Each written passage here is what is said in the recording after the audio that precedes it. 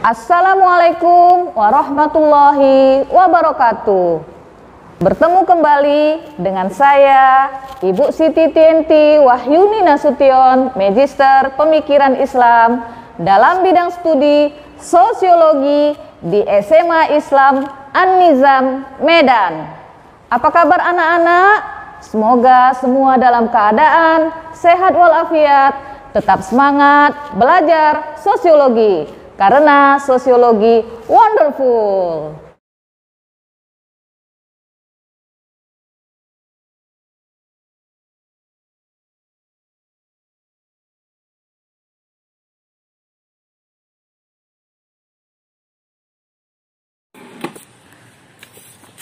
Permasalahan sosial akibat perubahan sosial di tingkat lokal disebabkan globalisasi.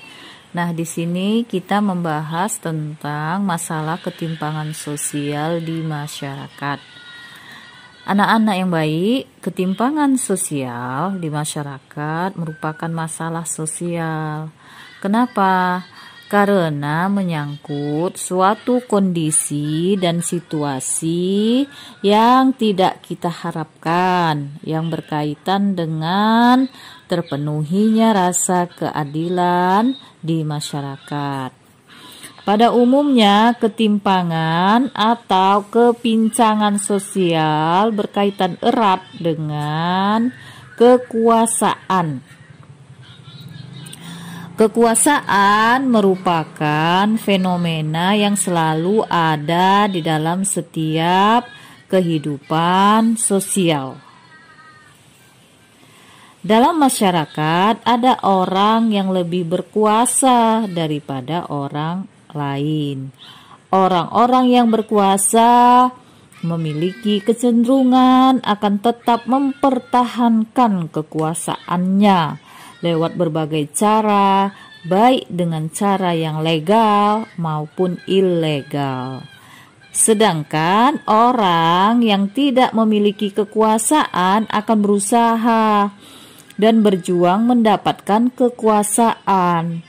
Upaya-upaya yang dilakukan oleh pihak-pihak yang berkuasa dan pihak-pihak yang belum mendapatkan kekuasaan sebetulnya sah-sah saja sepanjang dilakukan secara benar.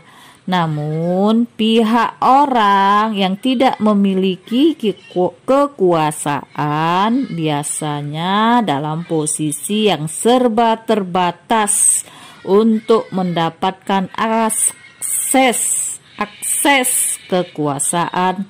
Karena secara struktural, teknis, mental, dan kultural mereka kurang memilikinya. Sedangkan pihak yang memiliki kekuasaan pada umumnya memiliki akses tersebut. Anak-anak yang baik, membahas kekuasaan dan ketimpangan atau kepincangan sosial tidak lepas dengan sistem stratifikasi di masyarakat.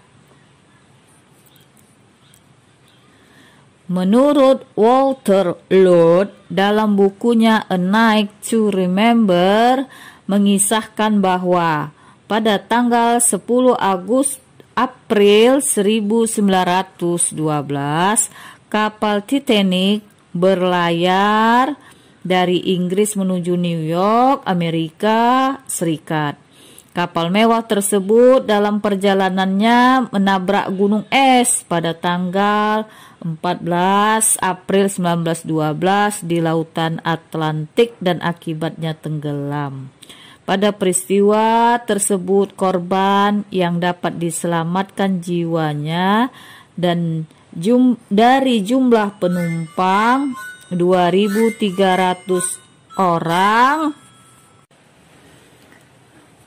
ada 60% dari penumpang kelas 1, 36% dari penumpang kelas 2, dan 24% dari penumpang kelas 3. Ternyata penumpang kelas 1 mendapat fasilitas informasi dari kapten kapal dan fasilitas berupa sekoci lebih dahulu daripada penumpang kelas 2 dan kelas 3. Demikian juga penumpang kelas 2 mendapat fasilitas pengamanan lebih dahulu dari penumpang kelas 3.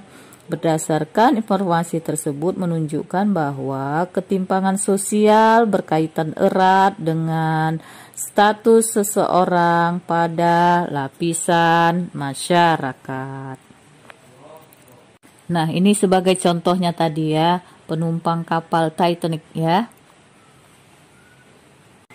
Jadi membahas masalah ketimpangan sosial, kita harus melihat dahulu latar belakang terjadinya ketimpangan.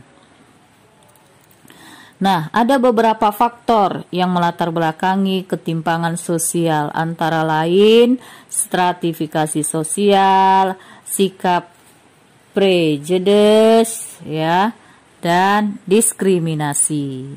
Ayo kita bahas satu persatu. Yang pertama, stratifikasi sosial. Sistem strata yang terjadi di masyarakat merupakan fenomena sosial yang ada di masyarakat.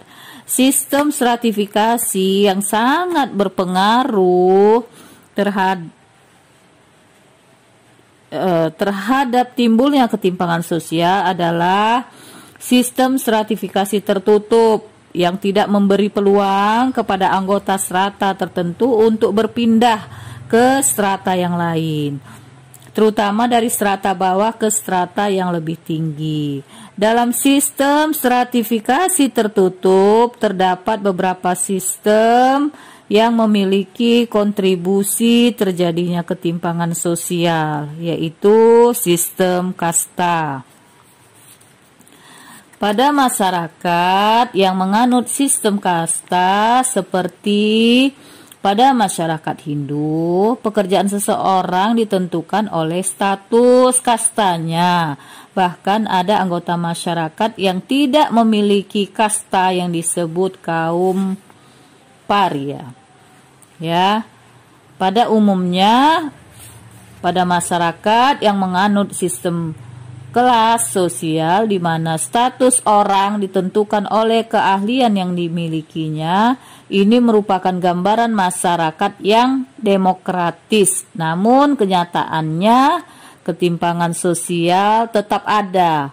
Hal tersebut dikarenakan akses yang dimiliki setiap kelas sosial berbeda.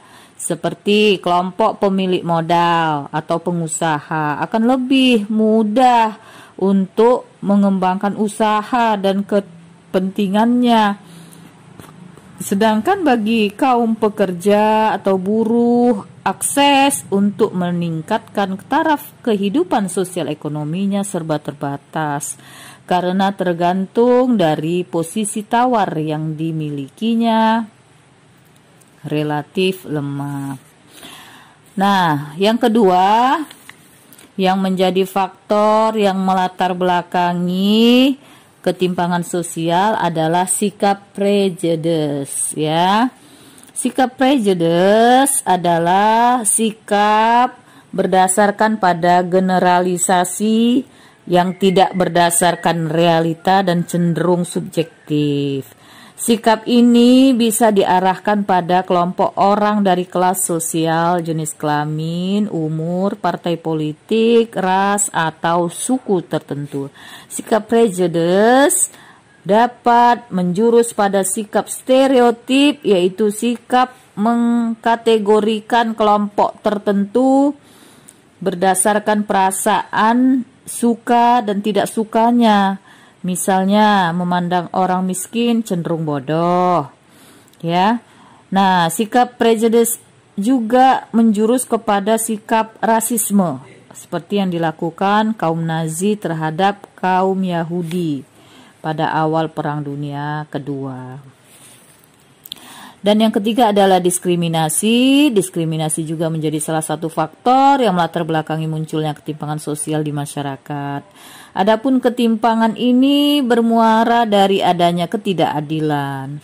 Ketimpangan sosial yang terjadi di masyarakat apabila disebabkan oleh faktor ketidakadilan dalam pendistribusian hasil pembangunan, maka akan menimbulkan rasa tidak puas terhadap pemerintah, pihak penguasa,